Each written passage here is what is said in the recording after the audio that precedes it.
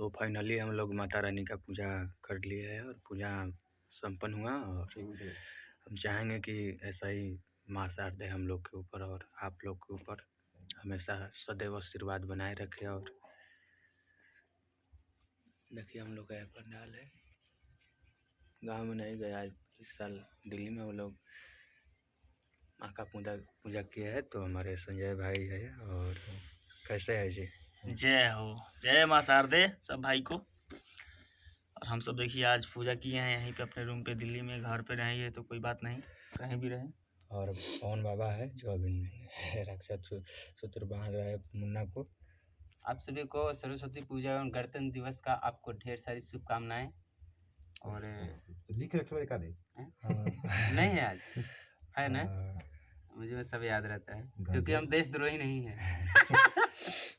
और आज हम लोग बहुत खुश है, माँ का दर्शन हुआ है और पूजा करने का सौभाग्य प्राप्त हुआ है। तो हम लोग ऐसा ही चाहेंगे कि माँ का आशीर्वाद हमेशा हमारे ऊपर और आप सभी के ऊपर बना रहे।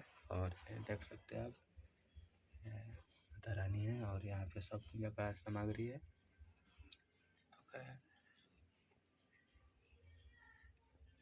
देखिए कितना सुंदर छोटा सा पंडाल बना हुआ है और इसी में हम लोग बहुत खुश है। चाहेंगे कि माता रानी खूब तरक्की दे और खूब खुशहाल रखे आप सभी को। और